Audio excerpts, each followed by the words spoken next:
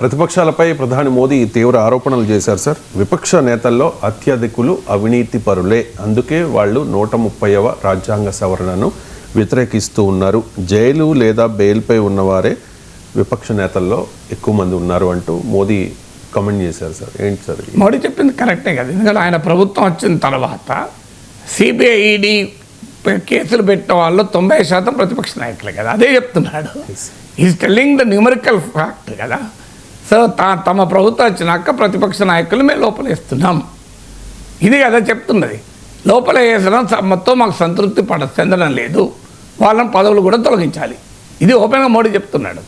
So నిజమే 90% మోడీ ప్రభుత్వంలో CBI ED arrest చేసిన నాయకులు, కేసులు పెట్టిన నాయకులంతా ప్రతిపక్ష నాయకులే. కానీ ప్రతిపక్ష నేతలంతా అవినీతి పరులే అంటున్న నరేంద్ర మోడీకి సూటి ప్రశ్న ఏంటంటే, 2014లో జగన్మోహన్ రెడ్డిని అవినీతి పరుడుగా మీరు స్కామ్ ఆంధ్రప్రదేశ్ కావాలా, స్కీమ్ ఆంధ్రప్రదేశ్ కావాలా అన్నారు. స్కీమ్ ఆంధ్రప్రదేశ్కు చంద్రబాబు నాయుడు ప్రతీక అయితే, స్కామ్ ఆంధ్రప్రదేశ్కు జగన్మోహన్ రెడ్డి ప్రతీక 2014లో అన్నారు. 2019 ఎన్నికలు మీరేమన్నారు? పోలవరంకో ఏటీఎంగా మార్చిన అవినీతి పరుడు చంద్రబాబు నాయుడు అన్నారు. అంటే 2014లో చంద్రబాబు నాయుడు నిజాయితీ పరుడు, 2019లో అవినీతి పరుడు, 2024లో మళ్ళీ నిజాయితీ పరుడు. జగన్మోహన్ రెడ్డి 2014లో అవినీతి పరుడు, తర్వాత కాదా? సో మీరు ఎందుకు ఆన్సర్ చెప్పండి దీనికి? అజిత్ సింగ్ ఎన్సీపీ నాయకుడిగా శరద్ పవార్ క్యాంప్లో ఉన్నప్పుడు 70,000 కోట్ల ఇరిగేషన్ స్కామ్ చేశాడు అని అజిత్ పవార్ పైన మోడీయే స్వయాన ఆరోపణ చేశాడు. ఇప్పుడు ఆయన అజిత్ పవార్ ఎవరు? బీజేపీ ప్రభుత్వంలో ఆర్థిక మంత్రి. అంటే మరి 70,000 కోట్ల అవినీతి చేశాడని మీరే ఆరోపించారే, మరి ఇప్పుడు అతను మీరు ఆర్థిక మంత్రి ఎందుకు పెట్టుకున్నారు? అవినీతి లెక్కలు బాగేస్తాడనా? ఆదర్శ్ సొసైటీ కుంభకోణంలో మొదటి నిందితుడు అశోక్ చౌహాన్. ఆయన పేరు పెట్టి ఆదర్శ్ సొసైటీ కుంభకోణం నుంచి నిర్మలా సీతారామన్ పార్లమెంటుకు సమర్పించిన యూపీఏ 10 ఏళ్ల ప్రభుత్వంలో అవినీతి అనే నివేదికలో ఆయన పేరు పెట్టి సబ్హెడింగ్ రాశారు. 1 వీక్లో ఆయన బీజేపీలో చేర్చుకొని పార్లమెంటు సభ్యుడు చేసి పార్టీకి చీఫ్ క్యాంపెయినర్లలో ఒకరిగా, ప్రధాన ప్రచారకులుగా మీరు ఎన్నికల కమిషన్కి ఆయన పేరు పంపించారు. ఇప్పుడు ఏం చెప్పమంటారు? అంటే కాంగ్రెస్లో ఉంటే ఆయన అవినీతి పరుడు, బీజేపీలో ఉంటే నీతివంతుడు. హేమంత్ బిశ్వా శర్మ కాంగ్రెస్లో ఉన్నప్పుడు ఆయన పైన సిబిఐ కేసులు, ఈడీ కేసులు. ఆయన బీజేపీలో చేరాడు, ఆయన పైన ఏ కేసులు లేవు. ఇట్లా ఒక్కరి పేరు చెప్పమంటారా? 100 మంది పేర్లు చెప్పచ్చు దేశమంతటా. మరి ఇక ప్రతిపక్ష నేతలందరూ అవినీతి పరులు అంటే దాని తర్వాత చెప్పాలి, బీజేపీలో చేరండి మీరు నీతివంతులు అయిపోతారని చెప్పాలి. సో మీకు సీఎం రమేష్ పైన, సుజనా చౌదరి పైన జీవీఎల్ నరసింహారావు ఆరోపణలు చేస్తూ లేఖలు రాశారు.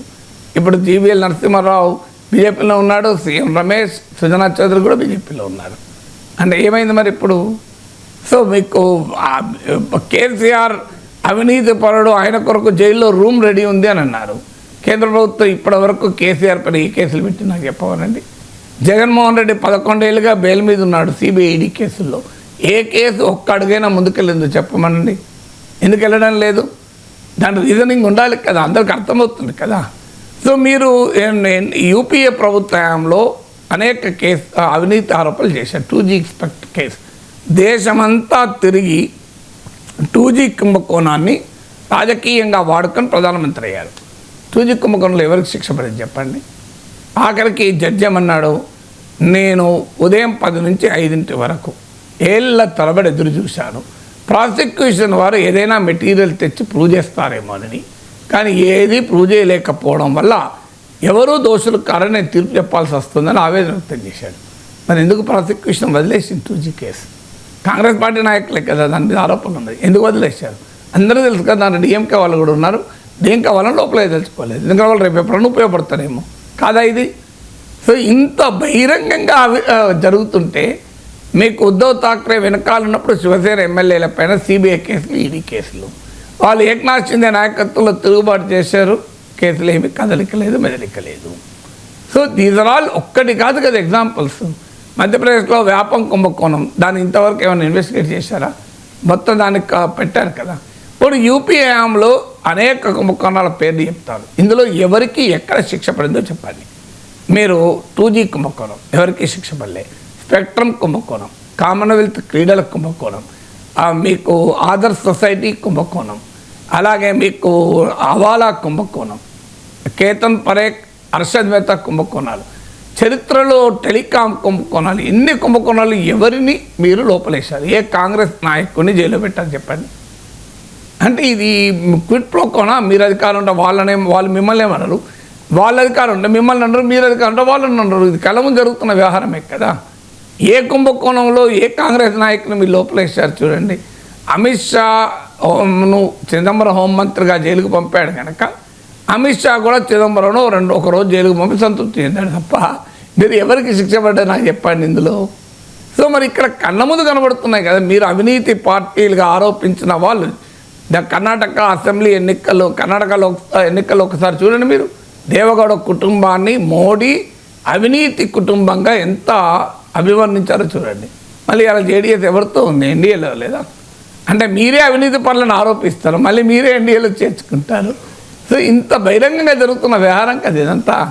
సో అందువల్ల ప్రతిపక్షాల్లో ఉన్నవారంతా అవినీతి పనులు కనుక వ్యతిరేకిస్తున్నారు అంటే అవినీతి పనులందరూ బీజేపీలో చేరి పునీతం అయిపోతున్నారు కదా, పవిత్రం అవుతున్నారు కదా. దానికి ఇంకా 130 రాజ్యాంగ సవరణ ఎందుకు బీజేపీలో చేర్చుకుంటే అయిపోతుంది. ఇప్పుడు మీ ముఖ్యమంత్రి పదవి కూడా పోతుంది, మీ మంత్రి పదవి పోతుంది అన్నప్పుడు వాళ్ళు బీజేపీలో చేరాలి. అందుకొరకు అది చట్టం తెస్తున్నాను అనుమానం రాదా? నిజంగానే మీరు ఆ రాజకీయ అవినీతినే పారద్రోలంటే మీరు రాజకీయంగా ఒక ఆదర్శాన్ని ఉండాలి కదా. భారతదేశంలో వందలాది మంది అవినీతి పనులు రాజకీయ నాయకులు పార్టీలో చేర్చుకుంటున్నారు కూడా కదా ఇప్పటికీ.